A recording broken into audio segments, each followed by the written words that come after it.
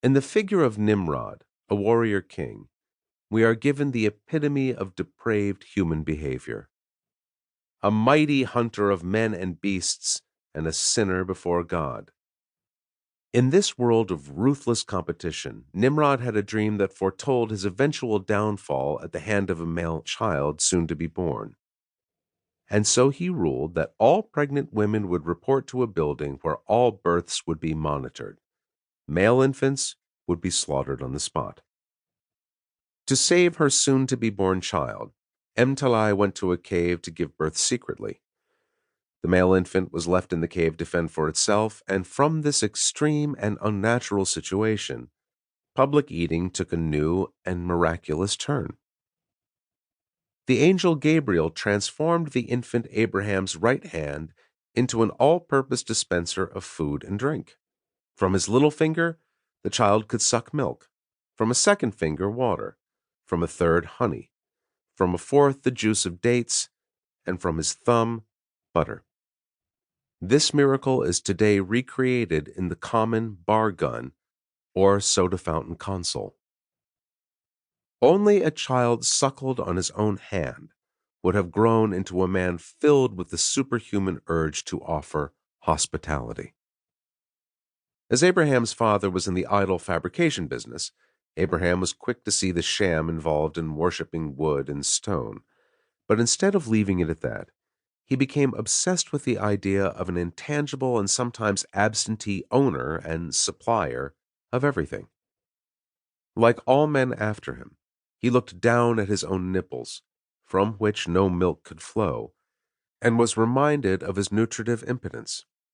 He was driven to control animals and the labor of men and women to provide nourishment, and this drive to provide nourishment was masked by an extravagant display of hospitality, and his hospitality was masked by an imaginary owner of all his food and drink. He was reduced to a mere conduit of nature's bounty. He left Babylon and, with his wife and small tribe of shepherds, went to proselytize in the wilderness of Canaan. Abraham's tent, of Bedouin design, was positioned on the crossroads of a busy trade route somewhere in Hebron. Boys were hired to tend his sheep and goats, so that Abraham could give himself over to the practice of hospitality, which was to offer a place of refuge to those wandering souls who, for one reason or another, have cut their cultural moorings to travel on the path of darkness and folly.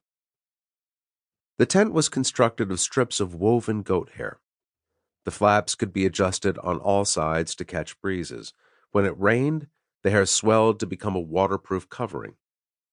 The tent was divided in two, a woman's section, where cooking was done, and a men's section, for the entertaining of guests. Abraham positioned himself at the flap of the men's section and waited for wandering souls in the desert. He'd leap from his seated position and rush to intercept them. He'd offer to wash their feet and prepare a small banquet in their honor.